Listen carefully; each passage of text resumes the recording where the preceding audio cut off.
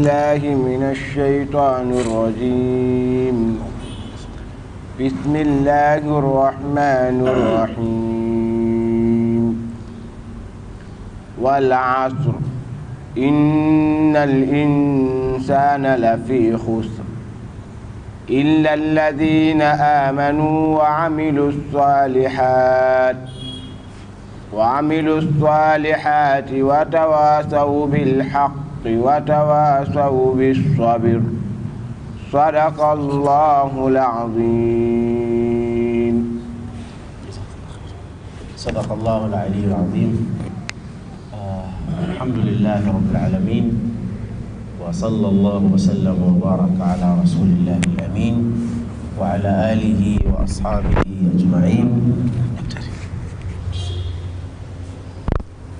La kwanza kabisa ni kumshukuru Allah Subhanahu wa Ta'ala kutujalia neema na baraka kukutana kwa mara nyingine kwa ajili ya kuelekezana na kufahamishana ibada yetu hii adhima na safari hii yetu ya umri, safari ya ibada ya haji na umra. Lakini mimi nataka nikumbushe tena,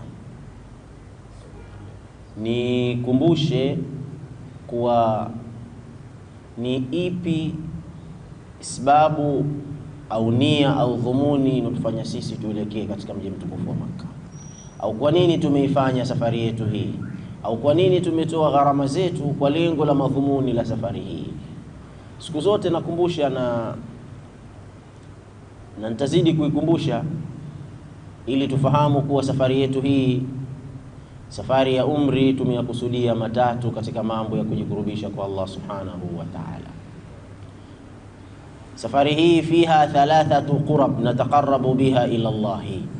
Kuna mambo makuu matatu ambayo tunajikurubisha kwayo mambo hayo kwa Allah Subhanahu wa Ta'ala. La kwanza ni ziara ya mji mtukufu wa Mtume Muhammadin sallallahu alayhi wa alihi wasallam, na hii ni ibada.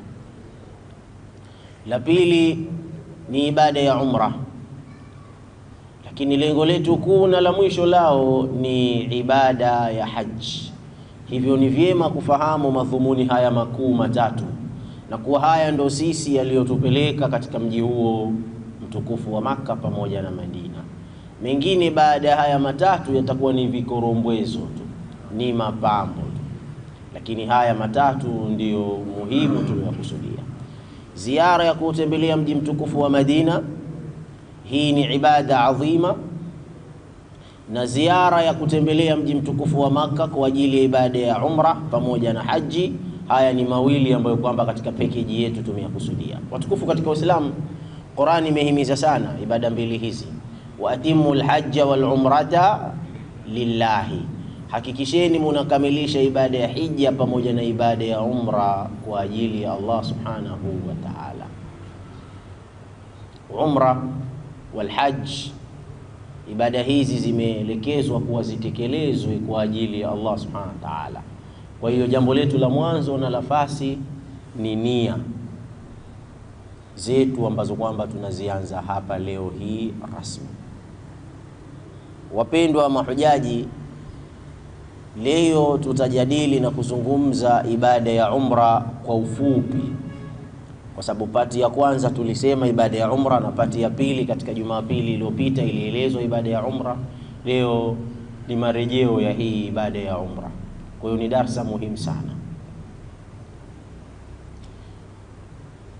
Kama tunavyofahamu, ibada ya umra inaanzia wapi? Inaanzia na ihram.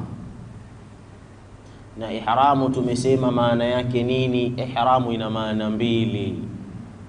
Maana ya kwanza ni yale mavazi tunayoyavaa. Maana ya pili ni ile nia ambayo kwamba tunaikusudia. Hii muhimu sana. Kwa hiyo jambo la fasi na la awali na la mwanzo, wanasheria wetu wa Kiislamu wanaita nguzo ya awali kabisa ya ibada ya umra al-ihram. Ihramu ya kwanza kabisa ni ihram ya mavazi, lubsil ihram khasun birrijali, kuvaa mavazi ya ihramu, ambayo mavazi haya ya ihramu kwa upande wa sie kina baba ni mashuka mawili, moja la chini na moja la juu. Na upande wa mama zetu wapendwa, wao vazi lao la ihramu ni yoyote mavazi watakayojaliwa, yasona mapambo wala wasijipure. Hii ndio ihramu ya mavazi. Lakini turejee tena tuseme tena, mavazi haya ya ihramu kwa upande wa kina baba pamoja na mama zetu, kabla hayajavaliwa inapendezeshwa watu kwanza wajinadhifishe kabla hujavaa hayo mavazi, kwa upande kina mama na kwa upande wetu sisi. Wallahi darasa muhimu sana hii, kwa sababu hii ni summary tunaifanya leo. Kabla hujavaa mavazi ya haramu, na kabla hujavaa mavazi ya haramu manake kabla hujanuilia jamani, asije mtu akanuilia asije mtu akanuilia kwanza. Tusiwe na haraka, tusiwe na pupa. Waswahili na wao na maneno nakwambia ambao kwamba wanataka tusiwe na pupa. Wanasema mwenye pupa hadiriki kula tamu. Kwa ili upate utamu wa kile chakula kwanza usiwe na haraka nacho, usikamie jambo, maana mkamia maji wasemavo hayanywi, na akianywa mwishowe humsalama. Kwa mambo yetu tufanyeni haba haba, kama wanavyosema wenyewe, haba haba mwishowe tunakijaza kibaba. Kidogo kidogo twendeni inshallah. Wenyewe wanakuambia kidogo kidogo ndio mwendo. Usije ukahirimia, kwa sababu utahirimia vipi na hujavaa vazi la ihram? Alafu utavaaje vazi la ihram hujajidhifisha? Yustahab. Hadhihi mustahabba, ni jambo ambalo kwamba limetiliwa msisitizo jamani. Alizungumza katika madarasa yetu hapa mzee wetu Muhammad bin Marshid kuwa sunna. Hiyo sunna tu, kumbe sunna, lakini ndio tunajazia kwa sababu sunna inaziba vile viraka vyetu tulivyovikosea katika zile faradhi na zile nguzo. Basi tunajinadhifisha. Hii kujinadhifisha upande wetu sote, sio kina baba pamoja na kina mama. Kila sampuli ya kujinadhifisha, hii kukoga, kuondosha kuche katika mwili, kuondosha kila aina ya nywele katika mwili yani ni kujinadhifisha kwa maana ya kujinadhifisha. Na kujitia manukato katika miili yetu ndio kujinadhifisha wazee, na kupaka mafuta vizuri na kutia manukato katika miili yetu. Bibi Aisha radhiallahu anha anasema tayyabtu Rasulullah sallallahu alayhi wa alihi wasallam li haramihi qabla an yuhrima, mimi nilikuwa namnadhifisha na namtia manukato mjumbe wa Allah wakati anataka kuhirimia kabla hajahirimia. Umeona hiyo sentensi? Wakati anataka kuhirimia kabla hajahirimia, namfanyia matukio hayo. Tukisha jinadhifisha wazee wangu wapendwa, ndipo tunavaa mavazi yetu ya nini? Naam wazee, ihramu. Alhamdulillah, tumsalieni Mtume. Hii kwa upande wa kina baba pamoja na kina nani, si ya chungu mzima. Inshallah tuyaweke kwenye mkoba wetu ule, begi letu lile. Hii ni hasa kwa kina mama. Tusijipure, tusijitie kile, tusijitikie sisi jamani tupo katika ibada adhima, ibada ya umri, ambayo ni hiyo ibada ya umra ambayo kwamba inatekelezwa katika miezi mitukufu ya Hija, ambayo kuna fadhila zake. Mtume aliwaambia sahaba wake, la istadbartu min amri mastaqbaltu wala ja'altuha umra. Anawaambia sahaba siku ile anafanya ibada ya haji, anawaambia mimi ningelipewa nafasi miezi hii nifanye ibada ya umra, wala nisingerudi nyuma tena, ningelifanya umra katika miezi hii, wala suqtul hadiya, wala nisingelikubali kuja na vichinjo nikachinja. Alipowaambia sahaba, hii ibada yenu nyie ibadilisheni sasa, badala ya kumlikusudia hija ifanyeni umra. Sahaba wakasema, mbona wewe hujafanya umra? Unatuambia sisi tufanye 1 2 3, mbona wewe hujafanya? Ndio Mtume akamwambia, lau mie nafasi hii nilokupeni ningeliambiwa mie ndo niifanye, basi ningeliifanya, kuonyesha kuwa fadhila na khairi na baraka ni lile aliyowaambia Mtume Muhammad sallallahu alayhi wa alihi wasallam sahaba zake. Nafasi jamani tumesema ni lipi? Kujinadhifisha. Alafu ndo tunavaa mavazi yetu ya nini tena wazee? Ihramu. Tumsalieni Mtume. Tukivaa mavazi yetu ya haramu inshallah, Allahumma salli ala rasulillah, ni safari ya kuelekea miqat. Jamani hatujaanza kunuilia tumesema tusiwe na haraka, mambo haendi haraka haraka. Wasemavyo wenyewe wao, haraka haraka haina baraka, wala hatuna pupa, mambo yetu tunafanya kidogo kidogo. Maana mwenye pupa hadiriki kula tamu, huko tuteni mambo kidogo kidogo, haba haba, mpaka kijaja tukibaba tukimalize kukijaza. Tushajinadhifisha, tushavaa mavazi yetu ya haramu, talbia bado tusiwe na haraka wazee inshallah. Tumsalieni Mtume, tusiwe na haraka, la tastajil.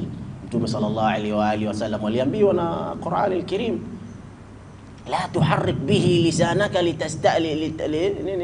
litajala bihi, hebu tuliza ulimi wako usiwe na haraka ya hii Qur'ani kila wakati, manake ana hamu wahi uje tumbia, la tuharrik bihi lisanaka litajala bihi, usiwe na pupa ya wakati unataka wewe usomeshwe.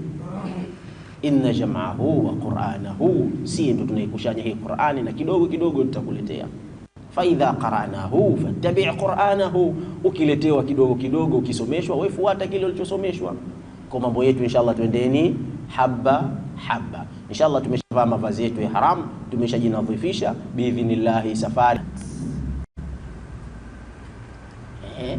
Basi inshallah taala tutakwenda pale station yetu ya train, tutasubiri inshallah tukijaliwa, tukiwa katika hali yetu ile ya ihram. Ihram ya mavazi, si ihram ya nia Halafu inshallah taingia kwenye train. Tumeirimia bado hapo itakuwa. Naam? Bado, kwa sababu sisi tunakwenda kuhirimia wapi? Miqat Dhul-Hulaifa. Tukifika Dhul-Hulaifa au tukikaribia Dhul-Hulaifa au tukiwa katika mipaka ya Dhul-Hulaifa tutaelezwa. Tutaelezwa, na tukielezwa hapo ndo rasmi tunaanza kuingia kwenye nguzo. Labbaik Allahumma wa umra. Naona mambo yalivyo ya wazee. Kidogo kidogo ndo mwendo kidogo kidogo inshallah biidhnillah. Pengine dakika 7 dakika kadhaa tukishaingia kwenye treni, na kwa hatuna tena muda mrefu isipokuwa tumewasili au tumeshakaribia katika mipaka ya Dhul-Hulaifa. Tunasema labbaik Allahumma umratan. Hii ikiwa nafanya mie mwenyewe. Kama unamfanyia mtu unasemaje? Masha Allah, labbaik Allahumma umratan an fulan. Tayari utushaingia rasmi kwenye ibada ya umra. Ibada hiyo ukishaingia na ushahirimia, sasa la mwanzo tunalozuiliwa kukata kuche, kukata nywele, kuondosha jambo lolote katika mwili, katika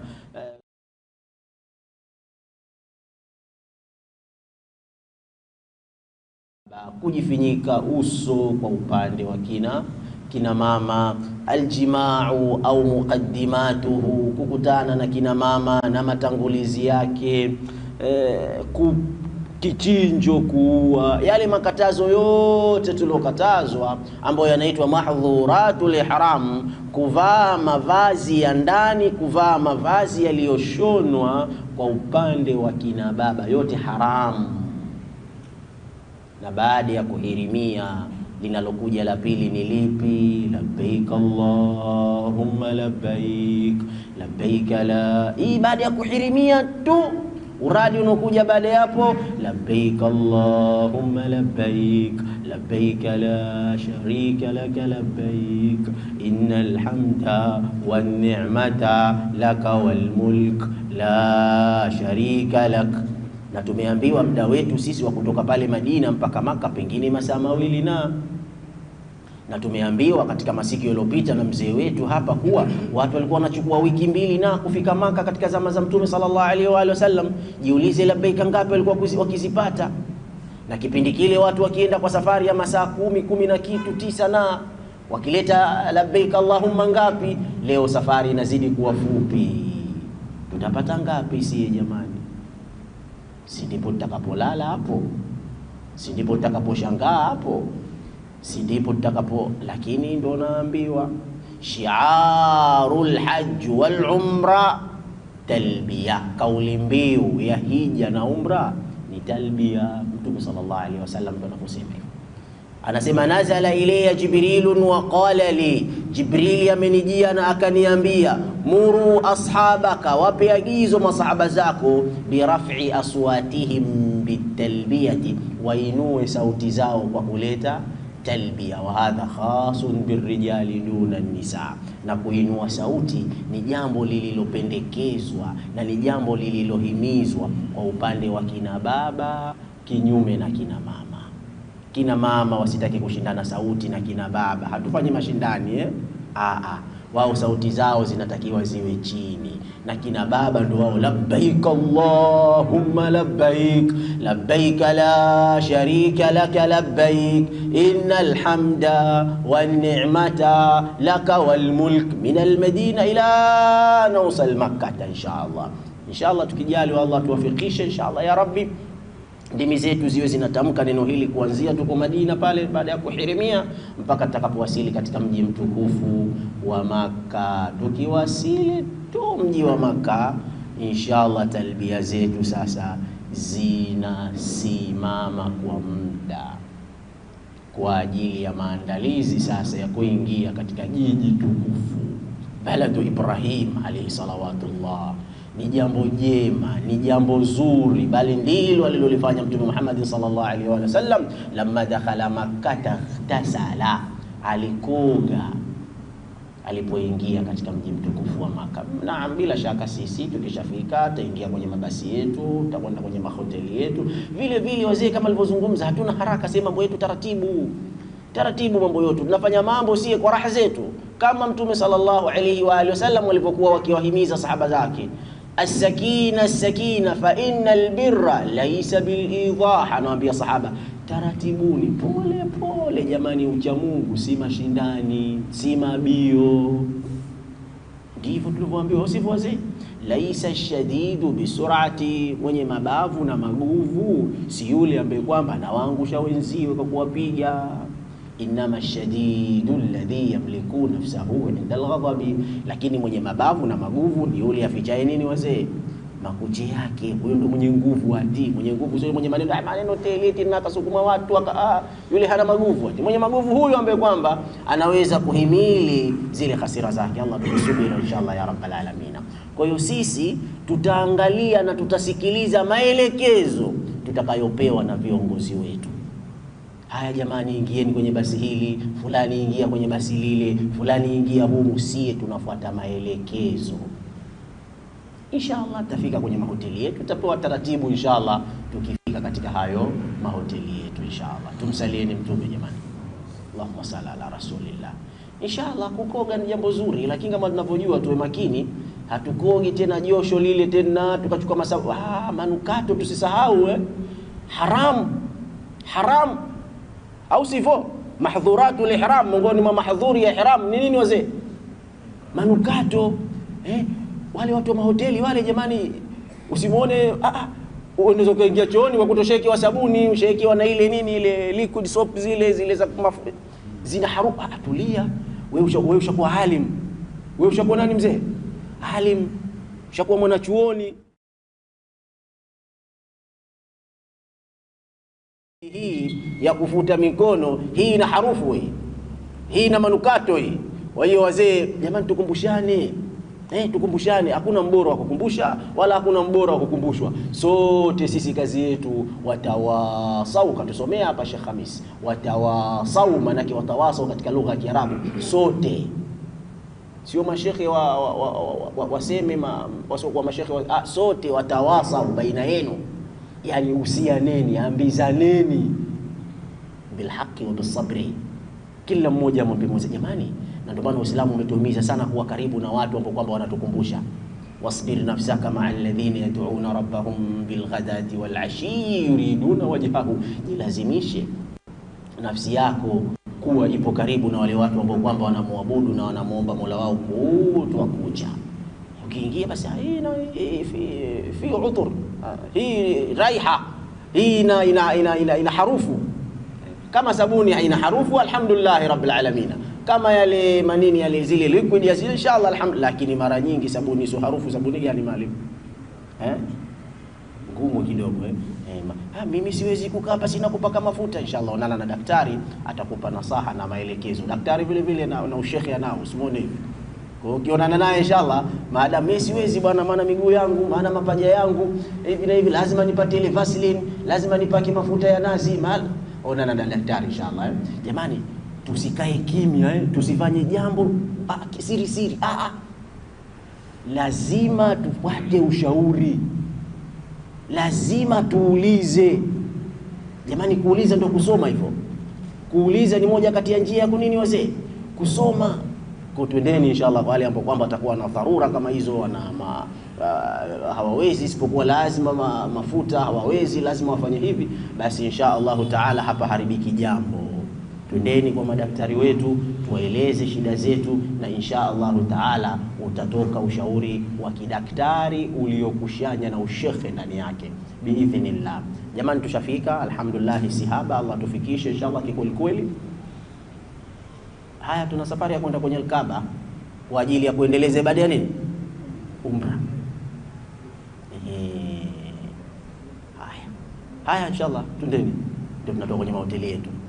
Haidhurishi tukiendelea vile vile wakati tunakwenda zetu umra, tukaendelea na labbaik allahumma labbaik labbaik la sharika lak labbaik innal hamda hao ila baitillahil haram, mpaka tunafika biidhnillah. Tunajua sote tunaingia msikiti mtukufu wa Makka kwa miguu yetu ya kulia Allahumma ftah li abwaaba rahmatika.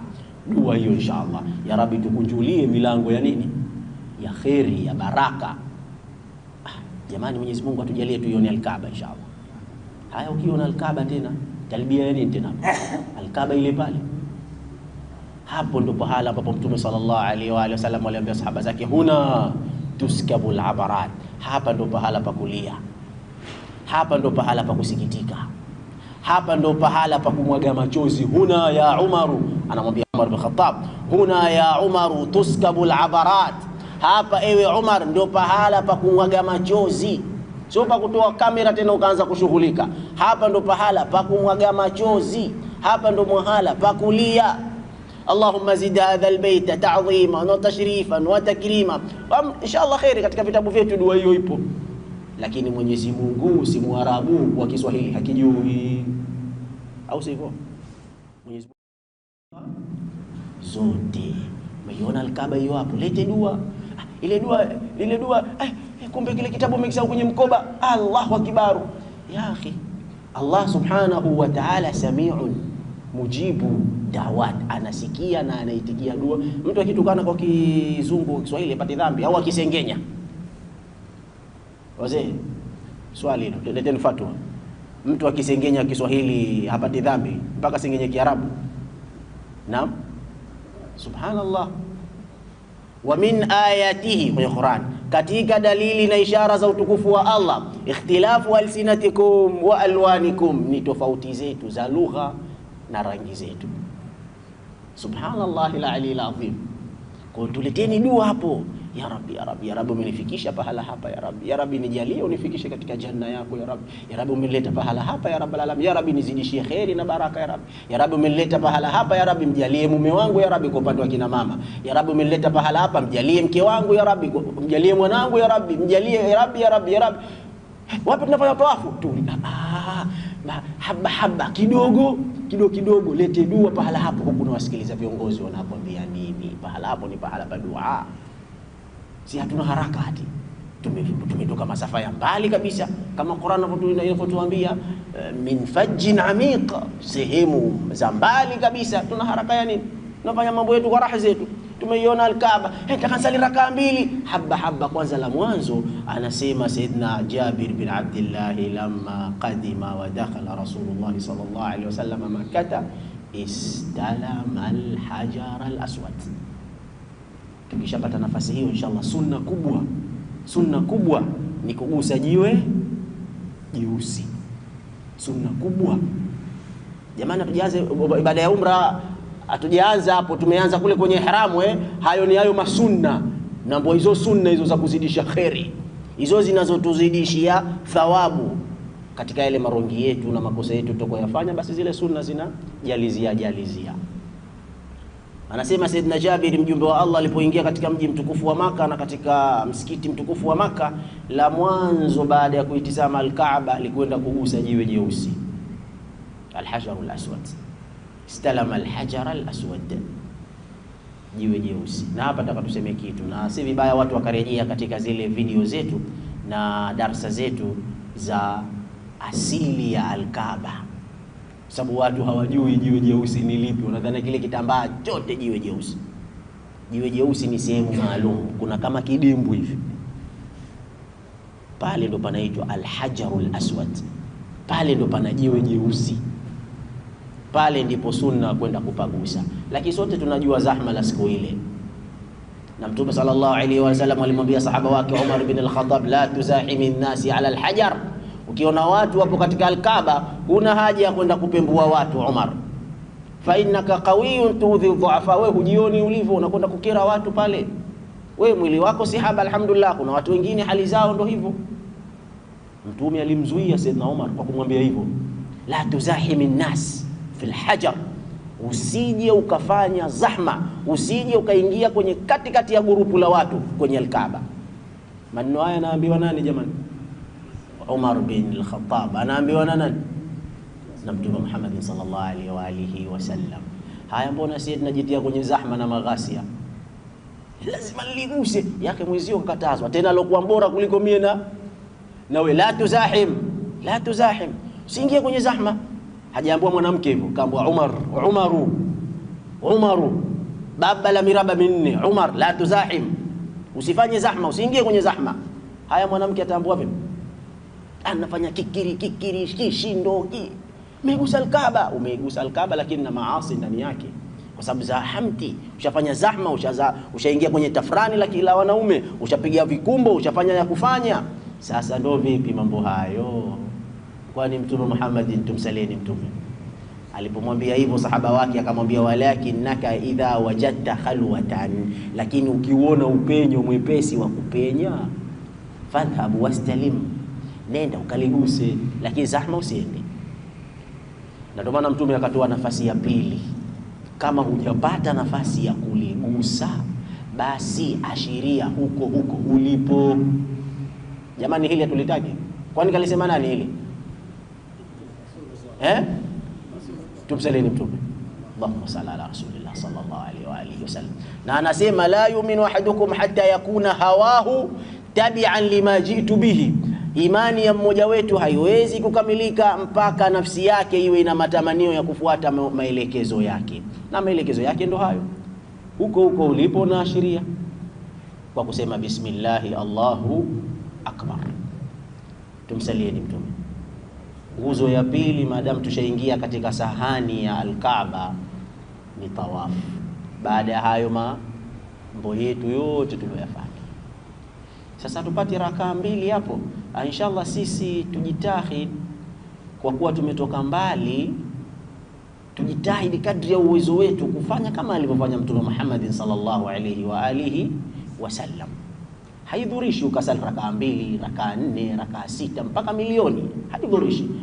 Mtu hawezi kuzuiliwa kuswali, lakini sisi tukatufanye kama alivyofanya Mtume Muhammad sallallahu alaihi wa sallam, kwa sababu tuna imani alichokifanya ndio bora kuliko tutakachokifanya sie. Kul hadhihi sabili, Mtume sallallahu alaihi wasallam anaambiwa na Mola wake waambie kuwa huu ndo mwenendo wako, na sisi tunafuata mwenendo wa Mtume Muhammad sallallahu alaihi wa alihi wasallam. Kwa tutafanya tawaf, tumsaleni Mtume. Kwa hiyo hajarul aswad, ilo jiwe jeusi, turejee katika ile asili ya al-Kaaba ili tupate kulifahamu jiwe jeusi lipo wapi. Tukishaliashiria bismillahi Allahu akbar kwa mkono wetu wa kulia, tumsaleni Mtume. Bila shaka kama mtakuwa mko pamoja na mimi, bega letu la kushoto ndo litakuwa lipo upande wa jiwe jeusi, na bega letu la kulia litakuwa liko nje ya kuliangalia al-Kaaba. Ndivyo sivyo? Tumsaleni Mtume, kwa sababu tunataka tuzunguke ati. Tupo jamani? Ukiona mkono wako wa kulia umeelekea al-Kaaba, maana yake unakwenda mbele nyuma mbele. Kwa hiyo ukishalisa bismillahi Allahu akbar, hapo ndo inaanza safari inayoitwa watawafuna. Tahir baiti, anaambiwa Ibrahim na Allah, ewe Ibrahim, tahir baiti, hakikisha nyumba yangu inakuwa safi na inatoharika. Litaifina, kwa watakao kuja kufanya tawafu. Inshallah mimi naye tumeingia kwenye aya, sio lazima tutajua kwa majina yetu, itabebeka tena Qur'ani. Kisha kuja sifa litaifina, kwa wale wanaokuja kufanya nini wazee? Tawafu. Anapoa Sayyidina Ibrahim, tahir baiti litaifina wal akifina, na kuna wengine wanafanya itikafu tu mule, Umemaliza ibada wenyewe umekaa kitako itikafu tu hiyo. Kwa pengine na sisi aya ya kwanza tukawa tumo na ya pili tukawa vile vile litaifina walakifina waruk'i sujud. Na kwa wale ambao kwamba wengine wanasoma rukuu tu, wengine wanasujudu, yani wanaswali. Mwenyezi Mungu ajalie inshallah sifa zote inshallah tuzipate ya rabbal alamin. Tawaf, Mtume sallallahu alaihi wasallam amesema inma tawafu as-salah. Tawafu haina tofauti na swala, illa anna Allah abaha fihi al-kalam, isipokuwa Allah ameruhusu ndani yake watu kufanya nini wazee? Kuzungumza. Ikiwa ni hivyo inamaanisha kuwa tawafu yustaratu fihi tahara. Ni lazima mtu awe vipi wazee? Awe tahara. Kwa maana ushachukua udhu wako umekamilika. Tumsalieni Mtume. Udhu umekamilika, una tahara yako. Hii inamaanisha kwa upande wa kina mama, ikiwa watakuwa wapo katika masiku hawatoweza kufanya nini?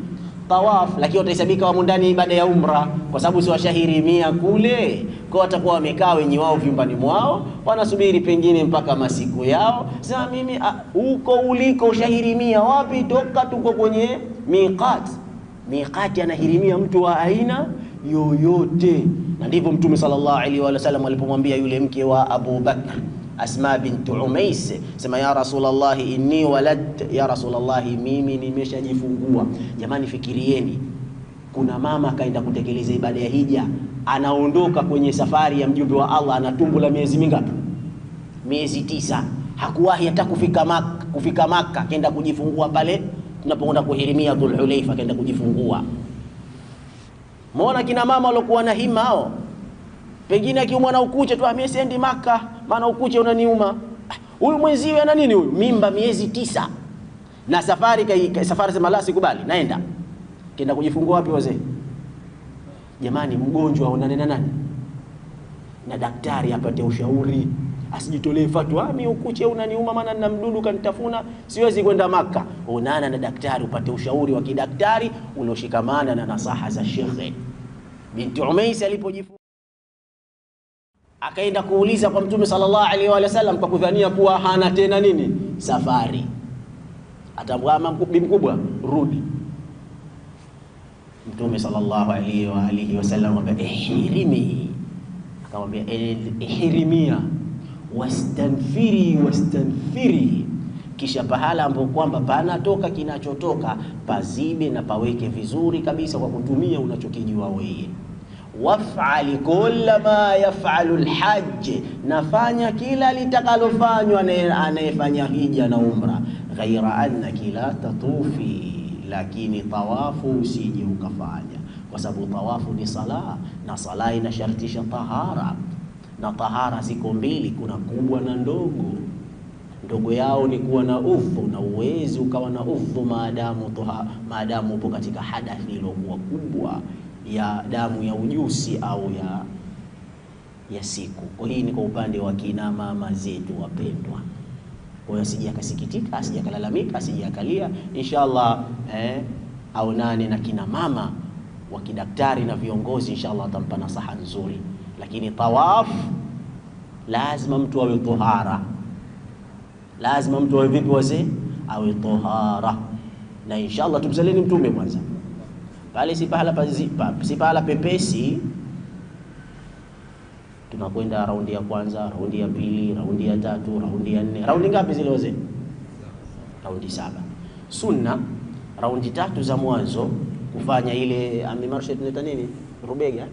Kufanya rubega. Tumsalini Mtume. Rubega maana yake tunajua hii ni kwa upande wa kina baba, kina mama inshallah, lakini kwa vile nao ndio wanatusikiliza idhurisha. Kina baba yale mashuka yetu ya juu inshallah tunasunishiwa katika zile raundi 3, hata ukizimaliza zote 7 inshallah khair, hamna tatizo. Unatakiwa lile shuka lako la juu atakuja kutuonesha hapa daktari, unatakiwa ulipitishe chini ya nini? Chini ya kwapa badala ya kupita juu ya bega. Lile shuka letu lile, si tumefunika mabega yetu, bega la kulia la kushoto limefunikwa na la kulia limefunikwa. Wakati tunatoka zetu kwenye hoteli tunakuja zetu kutekeleza ibada ya umra. Wakati tunaanza ibada ya umra, hili bega la upande wa kulia tusilifinike, bali kile kinachofinika bega la upande wa kulia tulipitishe katikati ya nini? Ya kwapa zetu. Kwa maana bega litakuwa lipo vipi? Lipo wazi. Tumsalini mtume. Na zile raundi 3 za mwanzo tumeambiwa na mtume sallallahu alaihi wa sallam, wale waliokuwa na rekodi hija ya mtume, Saidina Jabir ibn Abdullah anasema farama la 3 wa masha 4, alichapuka ile raundi 3 za mwanzo na raundi 4 za mwisho anakwenda kidogo kidogo. Kuchapuka haina maana kuwa tena usukume watu nipishe ondoka, utachapuka kwa kadri ya wasaa utakavyo. Raundi ya kwanza kuna dua maalum, hakuna dua maalum, kadri utakavyojaliwa.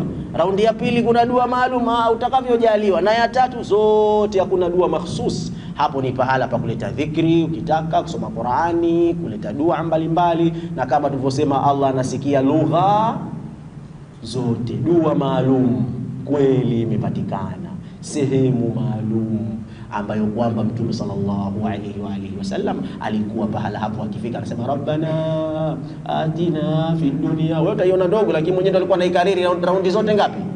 7. Rabbana atina fid dunya hasanatan wa fil akhirati hasanatan wa qina adhaban nar. Raundi ya kwanza. Na raundi ya pili, rabbana atina fid dunya hasanatan wa fil akhirati hasanatan wa qina adhaban nar. Raundi ya 3 na ya 4 mpaka ya 7, lakini pahala maalum baina ruknul yamani, baina ruknil yamani ila alhajar alaswad, kutoka katika uguzo wa Yemen mpaka unafikia kwenye uguzo wa Hajarul Aswad, pale ulipoanzia. Hii sehemu hii baina ya uguzo wa Yemeni pamoja na na Hajarul Aswad, hapa alikuwa ndo dua yake akiisoma. Ruknul yamani ndo ipi? Hajarul Aswad ndo ipi? Please turejee kwenye channel yetu ya Madhakea, asili ya Al-Kaaba, mlango wa nguzo ya Yemeni na nguzo ya Hajarul Aswad. Faida kubwa inshallah na khairi kubwa itapatikana biidhnillah tabaraka wa taala. Tumsalini mtume. Mwenyezi Mungu atujalie tusije tukahadathika tuko pamoja wazee. Mwenyezi Mungu atujalie tusije tukahadathika, mtu akatokwa na udhu.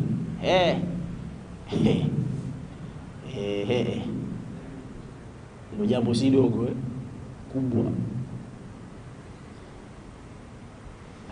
Bora niendelee, uendelee kitu gani? Hati daktari endelee nini? Hilo jambo tukisema kubwa, mwanake kubwa kukipata ikocho alafu ukarudi. Tumsaleni mtume. Inshallah khair. Na huwa mzee wetu pale, mzee Muhammad Marshid, mara nyingi kabla tujaanza tawafu, tukiwa pale katika sahani ya nje kabisa ya msikiti, huwa anatukumbusha ambaye hajachukua udhu akachukue udhu. Hii sentence hii pengine atakuja kutueleza ina maana kubwa hii. Ambaye hana udhu ende akachukue udhu. Yaani kwanza tuende msalani kwanza, akachukue udhu.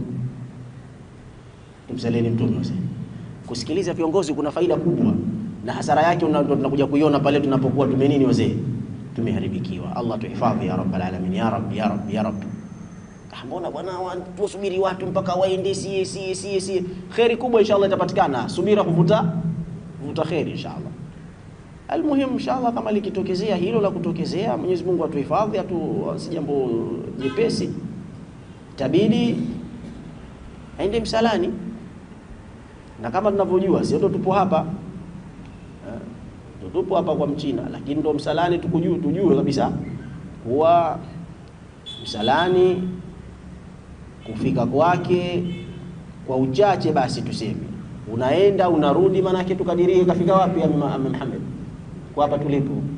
Yani hapa tulipo tunataka huyo mtu ende msalani, ni sasa nakadiria anaelekea wapi? Mwana Kwerekwe. Usio sasa nisubirini basi msifanye tawafu. Wapi mzee wangu? Tukusubiri wewe tena. Tumsaleni mtume jamani. Inshallah Mwenyezi Mungu atujalie tufiki huko. Na atufiki inshallah biidhnillah tabaraka wa taala. Alafu inshallah tukimaliza raundi zetu 7 tunafanya nini? Rakaataini. Zile tulizokuwa tunaharaka nazo kumbe zipo. Kumbe rakaa mbili vipi mwalimu? Zipo. Zipo rakaataini zipo inshallah biidhnillah. La rakaataini hizo khalfa maqam Ibrahim. Tunazisali nyuma ya maqam Ibrahim, maana yake Al-Kaaba iko mbele yetu tukijalwa. Tunasali khalfa maqam Ibrahim, tukibahatika tujabahatika inshallah tunasali pahala popote tumsalieni mtume jamani. Rakaa mbili hizo tunazisali baada ya kukamilisha ibada ya nini? Ya tawaf. Raundi zetu ngapi? 7. Tunasali rak'atain. Jamani, tusisahau rakaa mbili zile baada ya kusoma wala dhalin amina. Rakaa ya kwanza tukimaliza suratul Fatiha tunasoma qul ya ayyuhal kafiruna la a'budu ma ta'budun wala, mpaka tunayemaliza lakum dinukum waliyadin. Na rakaa ya pili maarufu mnayejua sura tunasoma qul huwallahu ahad. Mtu akisoma sura nyingine zozote haidhurishi, lakini sisi tunapenda kumfuata na Mtume Muhammad sallallahu alayhi wa alihi wasallam. Tukimaliza rakaa zetu mbili wazee, maji ya nani? Na wazee maji ya Zamzam. Unajua jamani, mambo utaratibu kwa raha zetu tunafanya tawafu, tunasali rakaa mbili, tukimaliza rakaa mbili tunaleta duai, tukimaliza duai twendeni tukanywe sasa maji ya nini? Maji ya Zamzam. Tena tunywe haswa kama anavyosema Mtume sallallahu alaihi wa alihi wasallam, ishrabu maa Zamzam hatta tatadallau, yanyweni hasa maji ya Zamzam mpaka yaenee kwenye tumbo. Hapo tutakunywa, maana huko hata tukihuduthi haidhurishi. Huko hata tukitokezewa na kutokezewa huko mbele sasa huko hakudhurishi, lakini hapa kwenye tawafu hapa salia Mtume namali na rakaa zake mbili. Kweli maana rakaa mbili tutasali vipi? Kama huna nini? Huna tahara. Namali mambo mazito lakini mepesi inshallah. Tumsalieni Mtume. Basi inshallah tukishakunywa maji ya Zamzam tunakamilisha as-Safa wal Marwa. Na Safa ile wakati tunakwenda kwenye Safa tunasoma inshallah kwa pamoja. Inna Safa wal Marwa min sha'irillah, inna Safa wal Marwa min sha'irillah. Kiendeleza faman hajja albayta wa i'tamara fala junaha, matatizo. Faman hajja albayta wa i'tamara, takifanya hija au takifanya umra, fala junaha alayhi an yatawafa bihi, maana hiyo ni nguzo ya tatu. At-tawaf as-sa'i baina as-Safa wal Marwa. Ukifika kwenye tunaanza Safa, tunaanza Marwa. Inna Safa tunaanza kama alivyoanza mwenye Allah as-Safa. Tukifika kwenye jabali la as-Safa, nalo hili vile vile tunashauri watu warejee katika asili ya al-Kaaba. Utaliona jabali la Safa tulivyolidadavua na kulizungumza. Ukifika pale katika jabali la Safa, usianze tu safari ya kwenda Marwa. Fanya kama alivyofanya Mtume Muhammadin sallallahu alaihi wa sallam, alilielekea al-Kaaba kisha akasema la ilaha illa Allah wahdahu la sharika la, lahul mulku wa lahul hamdu yuhyi wa yumitu wa huwa ala kulli shay'in qadir. La ilaha illa Allah wahdahu wa a'azza jundahu wa hazama al-ahzaba wahda. La ilaha illa Allah thumma liyad'u ma sha'a. Jumbo Allah anasema kisha mtu aombe dua aitakayo. Tumsalieni Mtume. Riwaya zinatuhadithia kuwa dua hii ndio isoma hapo nyuma kaisoma mara 3. Wewe ukisoma mara 1, mara 2, mara 3 au la? Ya Rabbi ya Rabbi ya Rabbi ya Rabbi. Lakini unajua pale pana zahma, hutoa nafasi ya kufanya muda mrefu, kwa sababu hala hapo kila mmoja anapa nini? Kila mmoja anapataka. Inshallah atafanya kadri Allah atakapotujalia. Inshallah ukisikia kiongozi anakuambia twendeni tena hitimisha tena, wa sallallahu ala Muhammadin wa ala alihi wa sahabatihi ajma'in. Kisha inshallah tushuke kwa ajili ya kuelekea katika jabali la Marwa. Tukitoka Safa tukielekea Marwa, hiyo ni raundi moja. Kati na kati kuna alama ya taa mfano hizi za rangi ya namali kijani. Pale inshallah ni sunna kubwa pale kuchapuka. Na hii ni kwa kina baba na haiwahusu kina mama. Nalo hili vile vile tunalishauri watu warejee katika chaneli yetu ya Madhakea, waangalie historia ya as-Safa wal Marwa na kwa nini wanaume wanachapuka. Warejee inshallah, faida kubwa itapatikana. Kwa tutakwenda raundi ya kwanza kutoka Safa mpaka Marwa 1, tukitoka Marwa mpaka Safa itakuwa 2, mpaka tunakamilisha raundi ngapi wazee? Naam dokta, raundi 7. Kama tulivyofanya mwanzo tulipokuwa tunaanza, ndivyo tutakavyofanya katika raundi zote. Tukitoka Safa baada ya dua, tukifika Marwa tunaanza tena la ilaha illa Allah wahdahu la sharika lahu lahul mulku wa lahul hamdu. Tunaelekea nini hapo? Tukimaliza tunaomba nini? Dua, alafu tunateremsha wahalumma jarra, wahalumma na kuendelea. Raundi zetu 7 zikimaliza tupongezani, alhamdulillahi rabbil alamin. Tumebakisha hili kunyoa au kupunguza. Hilo hatulifanyi pale msikitini, tutakwenda kulifanya huko majumbani mwetu inshallah, pengine au kwenye vituo hivyo au maduka hayo ya kunyoa nywele. Na sunna, jamani, ukiambiwa sunna usikadhani jambo dogo hivyo. Sunna, kumbe sunna, subhanallah. Sunna manake mwenendo wa nani?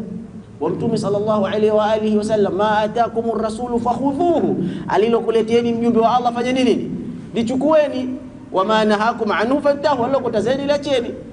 Rahimallah sallallahu alaihi wasallam alisema katika hija yake, anawaambia sahaba, rahimallahu almuhalliqin, rehema zote za Allah wazipate watakaonyoa.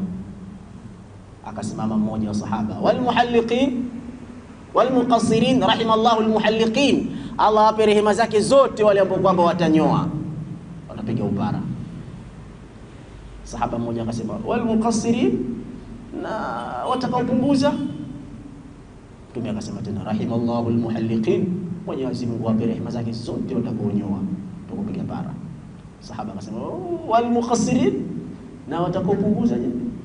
Mtume akasema tena kwa mara ya 3 rahimallahu almuhalliqin, Allah ape rehema zake watakaonyoa. Sahaba akasema tena bwana wewe, walmuqassirin, na watakaopunguza. Mtume akasema walmuqassirin, na watakaopunguza. Wamo na wao katika rehema za Mwenyezi Mungu, wamo na wao inshallah, lakini hawatozishinda rehema na khairi za wale ambao kwamba ama wale ambao kwamba nywele zao zina habari hizi na habari hizi na habari zile. Usichoke kuja kutaka fatwa inshallah, usijitolee fatwa. Njoo inshallah upate nini? Upate fatwa. Mimi nywele zangu zina nini, zina hivi. Njoo inshallah upate fatwa. Inshallah khairi kubwa itapatikana. Jamani, tukishamaliza kunyoa kwa upande wa kina baba tumemaliza, alhamdulillahi rabbil alamin. Na kwa upande wa kina mama watapunguza nywele zao biqadril unmula, mfano wa ule ukuche, kile kidole kile ukuche wake linatosha kidogo tu. Wanatoa zile nywele zao za mwisho, manake si za mwisho wakachukua nini zima, wanatoa sehemu ndogo tu za nywele zao biqadril unmula. Unmula ni hii kuche, ile kidole cha mwisho, ile kuche yake, basi zinatosha inshallah biidhnillah. Hii inamaanisha kuwa hii nguzo ya mwisho haitekelezwi ndani ya msikiti mara nyingi sana, bali inatekelezwa nje, na mara nyingi inatekelezwa mahotelini au inatekelezwa kwenye vile vibanda vinavyotumia kwa ajili ya kunini, kunyoa. Tukienda mule tukishanyoa riali 10, 15 tushakamilisha. Na hutaki Kiarabu kingi, kushaingia pale Muhindi atakwambia tu halq taqsir, ufahamu atakutoa mtafahamiana tu inshallah bil ishara. Kwa ishara mtafahamiana kwa umekusudia kupiga upara au umekusudia. Na kwa wale ambao kwamba mashallah miongoni mwa mahujaji mikono yao mashallah Mwenyezi Mungu awazidishie khairi na baraka, wanaweza kunyoa, basi na wao vile vile huwa wanawanyoa wenzi wao. Lakini mimi sijanyoa, nitamnyoa mwenzangu aidhurishi inshallah khair. La msingi ni mtu kufanya nini? Tukishanyoa na kina mama wakishapunguza, tumemaliza ibada ya nini? Umra. Yote tulokatazwa halalun halal. Sasa hapo kama unataka perfume yako, lakini wote tayari ushafanya nini wazee? Ushanyoa. Sio ushamaliza kufanya sa'i na Safa, ukarudi na ukakoga, ukaanza kujifanya hivi, ukavaa suruali yako na shati lako, hujanyoa. Vipi ushanyoa? Ndio unaenda kunyoa sasa hivi? Kashateleza. Lakini inshallah tutamuinua kwa lile italetwa vipi? Kafara. Basi lete hiyo dola 200, si ndio? Dola 200 lete. Basi ndio lazima uwe na pesa ya hakiba. Hakiba haiozi inshallah, tuchukueni jamani, pesa ya hakiba kwa matukio kama haya. Na moja kati ya jambo lilokuwa zuri, tusifanye kitu cha ibada ila tuulize. Tumombeeni Mwenyezi Mungu inshallah atujalie ufahamu na uelewa inshallah, atujalie tukamilishe ibada yetu ya umra kwa salama na amani ya rabbal alamin, na